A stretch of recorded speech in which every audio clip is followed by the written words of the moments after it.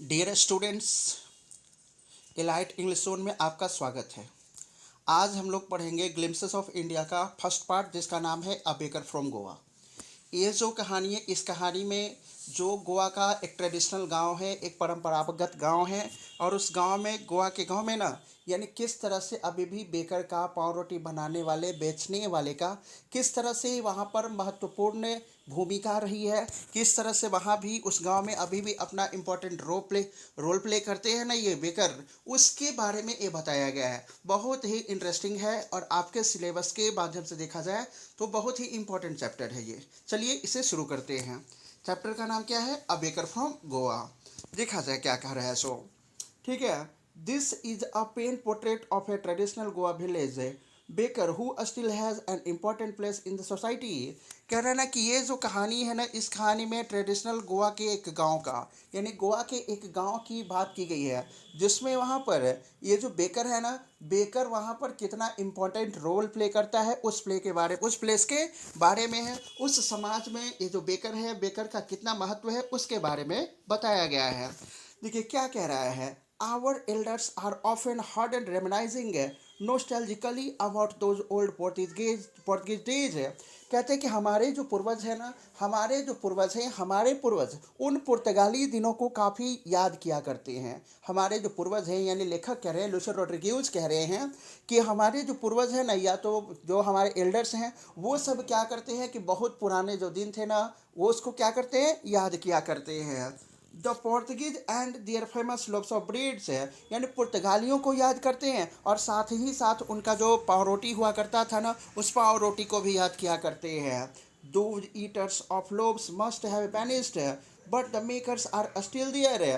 कह रहा है कि पाव रोटी बनाने वाले लोग भले ही गायब हो गए हैं, लेकिन अभी भी वहाँ पर पाव रोटी खाने वाले लोग भले ही गायब हो गए हैं, लेकिन अभी भी पाव रोटी बनाने वाले लोग वहाँ पर हैं। पाव रोटी खाने वाला गायब हो चुका है, बट पाव रोटी बनाने वाले लोग अभी भी वहाँ पर हैं। We still have amongst us the mixers, the moulders and those who bake the loaves. यानी उन लोगों के बीच में जो मिक्सर्स हैं, यानी जो इसका बाई प्रोसेस है, उस प्रोसेस को करने वाले मिक्सर्स, मोल्डर्स और बेकर्स अभी भी वहाँ पर उन लोगों के बीच में उपस्थित हैं। Those age old time tested furnaces still exist है। कह रहा है कि वो जो पुराने जो जो वहाँ के फर्नेंस जो है, फर्नेंस कहने का मतलब भट्ठी, चूल्हा, जो बड़ा चूल्हा होता है ना, वो सब चूल्हा अभी भी वहाँ पर उपस्थित है। The fire in the furnace has yet not been extinguished है। कहने का मतलब ये है ना कि उसमें जो आग जलाया गया है, वो आग अभी तक बुझा नहीं है। कहने का अर्थ ये है कि जब पाव रोटी बनाने का जो काम शुरू हुआ, वो काम अभी भी चल रहा है, वो काम अभी पूरी तरह से समाप्त नहीं हुआ है। द थर्ड and jingle in the traditional baker's bamboo heralding in his arrival in the morning. कह रहा है ना कि वहाँ पर अभी भी जो बेकर जो होता है, पाव रोटी बेचने जब जाता है ना, तो जब वो पाव रोटी बेचने जाता है तो उसका आवाज़ अभी भी सुनने को मिलता है। ठीक है ना। क्या कह रहा है कि पाव रोटी जब बेचने जाता है ना बेकर, तो बेकर पाव रोटी बेचने जाता था, तो उसके जो बम्बू स्टैंड होता था ना, बम्बू स्टैंड की आवाज़ अभी भी वहाँ मॉर्निंग में सुनाई देता था। क्या कह रहा है? Can still be heard in some places. कह रहा है कि कहाँ, कुछ जगह पर अभी भी सुनने को मिल रहा है। Can still be heard in some places, यानी कुछ जगह पर अभी भी सुनने को मिलता है। May be the father is not alive but the son still carries on the family profession. यानी वो प्रोफेशन जो था ना, उस प्रोफेशन में भले ही पिता की मृत्यु हो गई हो, लेकिन उसके प्रोफेशन का उसका बेटा जो है ना, उसे आगे लेके जा रहा है। These bakers are even today known as pader in Goa. और कह रहा है ना कि वो जो बेकर है ना, बेकर को गोवा में आज पैडर के नाम से जाना जाता है। बेकर जो है ना, बेकर को गोवा में किसके नाम से है? पैडर के नाम से जाना जाता है। During our childhood in Goa the baker used to be our friend, companion and guide है। लेखक कह रहे हैं ना कि जब बचपन में, जब मैं था ना, जब छोटा था, उस समय बेकर हम लोगों का दोस्त हुआ करता था, साथी हुआ करता था, एक तरह से कहिए तो मार्गदर्शक भी हुआ करता था। He used to come at least twice a day. और वो दिन भर में कम से कम लेखक के घर पे, जो बेकर पाव रोटी बेचने वाला जो होता था ना, वो प्रतिदिन कम से कम 2 बार आया करता था। वंस यानी पहली बार कब? when he set out in the morning on his sailing round, पहले कब आता था? जब वो सुबह सुबह अपने सेलिंग ग्राउंड पे निकलता था ना, तो अपना टोकरी लेकर के लेखक के घर पर पक्का आया करता था। And then again when he returned after emptying his huge basket, और दूसरी बार कब आता था? जब शाम को उसका बास्केट पूरी तरह से खाली हो जाता था ना, यानी अपनी पाव रोटी बेच लेता था ना, तो पाव रोटी बेच करके वो वापस आया करता था। The jingling thud of his bamboo woke us from sleep and we ran to meet and greet him। और क्या होता था? उसके बम्बू से जैसे वो रखा, ठीक है, एक यानी वर्टिकल स्टैंड रखता था, बम्बू स्टैंड रखता था, और उस बम्बू स्टैंड को रखने से झनझन की आवाज़ होती थी, ठीक है, झनझन की आवाज़ होती थी। और झनझन की आवाज़ सुन करके लेखक जो था ना, लेखक की नींद खुल जाती थी। और जब नींद खुलता था तो वो दौड़ करके बेकर आता था ना, तो बेकर से मिलने के लिए जाया करते थे। Why was it so? ऐसा था क्यों? Was it for the love of the loaf? क्या हम लोगों को पाव रोटी से प्यार था, इसलिए ऐसा था? Not at all, नहीं, ऐसा नहीं था। The loaves were about us by the some Paskin and Bastin है। करें कि जो देखिए, जो यानी कि पाव रोटी हम लोगों के लिए खरीदा जाता था ना, वो पाव रोटी हम लोगों के लिए पास्किन और बास्टिन के द्वारा खरीदा जाता था। जो पाव रोटी हम लोग को खरीद के मिलता था, वो घर की कौन, जो यानी मेड सर्वेंट हुआ करती थी ना, पास्किन और बास्टिन, वो खरीदा करती थी। The maid servant of the house, यानी पास्किन और बास्टिन कौन है? घर की जो मेड सर्वेंट होती है ना, वो सब थी। What we longed for were those bread bangles which were chosen carefully। और हम लोगों को इच्छा होती थी ना कि हम लोग को ब्रेड बैंगल मिले, चूड़ीदार पाव रोटी में छोटी छोटी पाव रोटियां मिले। बच्चों के लिए क्या होता था? छोटी छोटी पाव रोटियां बनी होती थी, और जो बड़े लोग होते थे उनके लिए बड़ा जो पाव रोटी होता था वो बना करता था। Sometime it was sweet bread for a special meek. और कभी कभी तो हम लोगों के लिए ना स्पेशल विशेष तरह मीठा पाव रोटी बनवाया जाता था। The baker made his musical entry on the scene with the jing-jang sound and of his especially made bamboo staff। जो ये बेकर जो था ना, वो बेकर आता था ना, तो अपने बम्बू स्टैंड को रखता था, बम्बू स्टाफ को रखता था। उसके रखने से क्या होता था? झनझन की आवाज़ होती है। जैसे क्या होता है ना, जैसे आइसक्रीम वाला आया तो इस तरह के मीन्स क्या करता है, यानी घंटी बजा करके ये इंडिकेट करता है कि मैं आ गया हूँ, बच्चों को अपनी तरफ अट्रैक्ट करता है। उस तरह से मतलब ये जो बेकर था, तो बेकर क्या करता था? वो बेकर मीन्स अपने स्टैंड में झनझन झनझन की यानी घंटी जैसा लगाया था, झनझन की आवाज़ होती थी, और झनझन की आवाज़ से ही पता चल जाता था कि कौन आया है। बेकर के आने की पता चल जाती थी। One hand supported to the basket on his head and the other bang on the bamboo on the ground. अब देखिए, वो जब स्टैंड को जो वर्टिकल बम्बू स्टैंड था उसे ज़मीन पर रखता था, एक हाथ से वो अपने टोकरी को पकड़े हुए रहता था, और दूसरे हाथ से वो बम्बू स्टैंड को ज़मीन पर रखता था। He would greet the lady of the house with good morning.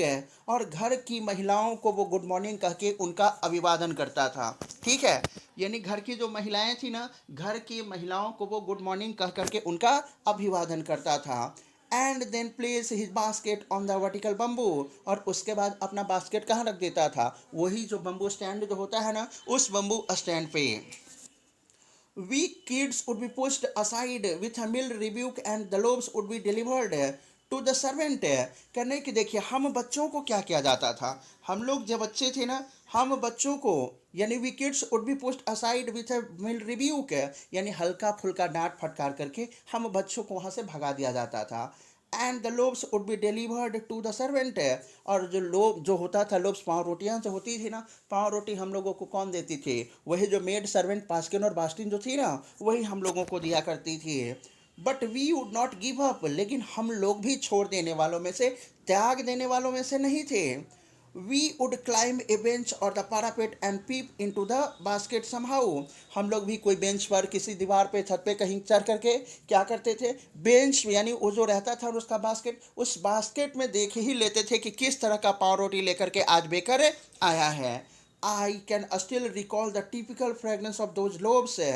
कह रहा है कि वो जो लोब्स का जो सुगंध है, वो सुगंध अभी भी कह रहे हैं कि उसको याद आता है। वो जो खुशबू जो थी ना, किसका? पाव रोटी का, वो अभी भी याद आता है। लेखक ऐसा कहा करते हैं, lobes for the elders and the bangles for the children. यानी जो बड़े लोग थे उनके लिए बड़े बड़ी पाव रोटियाँ मिलती थी, खरीदी जाती थी, और छोटे बच्चों के लिए चूड़ीदार पाव रोटी, छोटी छोटी पाव रोटियाँ खरीदी जाती थी।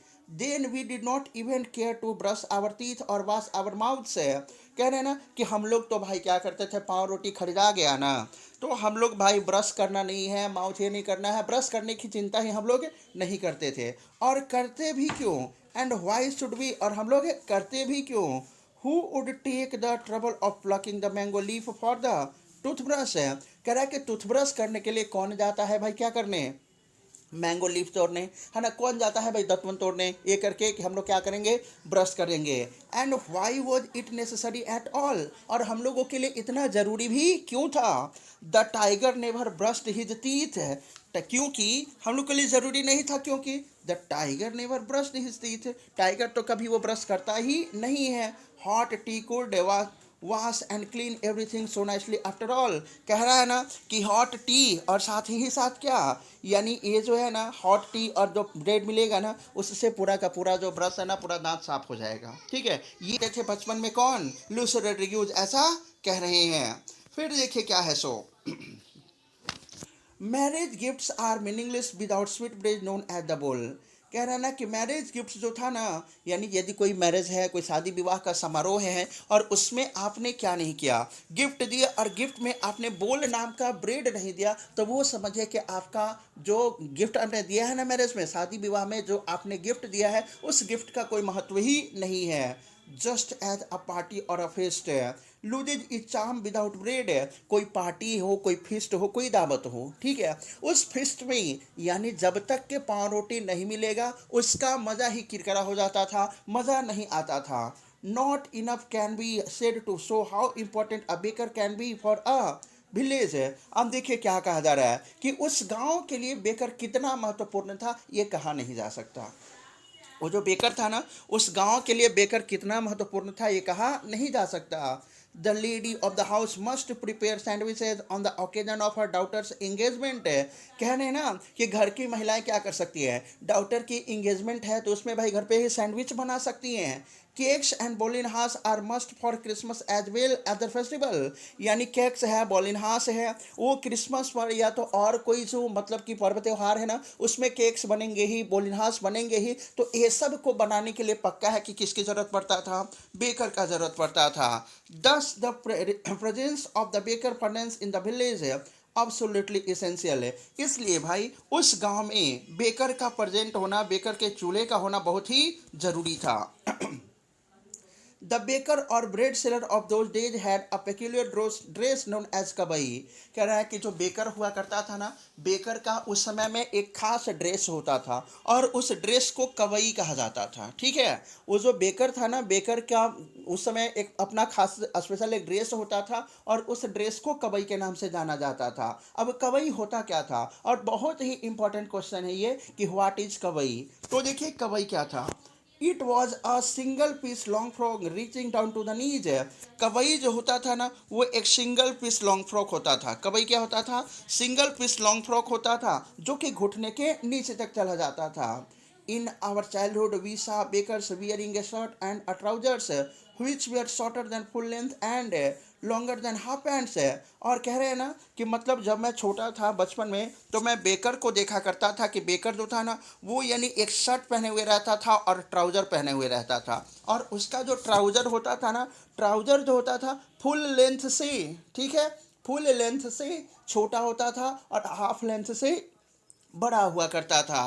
Even today anyone who wears a half pant which reach just below the knees invites the comment that he is dressed like a pader है। और आज भी कोई क्या करता है ना कि आज भी कोई क्या किया, उस तरह का ड्रेस पहना जिसका कि मतलब ट्राउज़र पहना है, यानी फुल से क्या हो जाना चाहिए, अधिक होना चाहिए, और हाफ से छोटा होना चाहिए। तो लोग उससे कहते हैं कि देखो वो पेडर जो है ना पैडर के समान दिख रहा है, देखो वो बेकर के समान दिख रहा है। The baker usually collect his bills at the end of the month. Baker जो था ना वो अपना बिल कलेक्ट करता था मंथ के एंड में, यानी जितना भी हिसाब किताब लेखा जोखा होता था ना वो सब क्या करता था मंथ के एंड में, महीने के अंत में वो उसका हिसाब किताब करता था। Monthly accounts used to be recorded on some wall in pencil. और वो अपना मंथली अकाउंट जो है ना, वो कहाँ, कहीं दीवार पर पेंसिल से लिख करके वो क्या करता था, अपना मंथली अकाउंट जितना भी लेन देन जो होता था ना, उसका ब्यौरा वो दीवार पर यानी पेंसिल से लिख करके किया करता था। Baking was indeed a profitable profession in the old days. और पुराने दिनों में बेकिंग यानी पाव रोटी बनाना बेचना जो था ना, वास्तव में एक बहुत ही प्रॉफिटेबल प्रोफेशन था। The baker and his family never starved. Baker और उसका परिवार कभी भूखा नहीं रहता था। ना तो बेकर कभी भूखा रहता था और ना ही उसका परिवार कभी भूखा रहता था। He his family and his servants always looked happy and prosperous. यानी बेकर का परिवार और यहाँ तक कि उसके नौकर सब जो थे ना, वो सब भी काफ़ी खुशहाल दिखते थे। उन लोगों को भी किसी तरह की कोई समस्या नहीं होती थी। Their plump physique was an open testimony to this. और भाई इनका क्या था, यानी ये दिखाता था कि वो खुशहाल है, क्योंकि बेकर जो होता था ना, बेकर का जो अपीयरेंस हुआ करता था, वो प्लम यानी कि क्या कैसा रहता था, प्लम्प रहता था, मतलब कि फैट होते थे, उनका शरीर हट्ठा कट्ठा मोटा हुआ करता था, इसलिए कहा जाता है कि वो प्रॉस्परस होते थे। ठीक है, फिर देखिए, even today any person with jackfruit like appearance, jackfruit like physical appearance is easily compared to a baker. और क्या है, आज जो कोई भी जिसका भी शरीर जैक फ्रूट लाइक अपियरेंस रहता है, कहने का मतलब ऊपर से शरीर पतला हो, पेट वेट क्या किया है, फेंक दिया हो, ठीक है, यानी जिसका कटहल के जैसा शरीर हो, उसको भी लोग आज कह देते हैं कि देखो वो किसके जैसा लग रहा है, बेकर के जैसा लग रहा है। आज लोग उसको कंपेयर किससे कर देते हैं, बेकर से उसके कंपैरिजन कर दिया करते हैं। धन्यवाद। यदि आपको ये वीडियो पसंद आया हो, प्लीज़ इसे सब्सक्राइब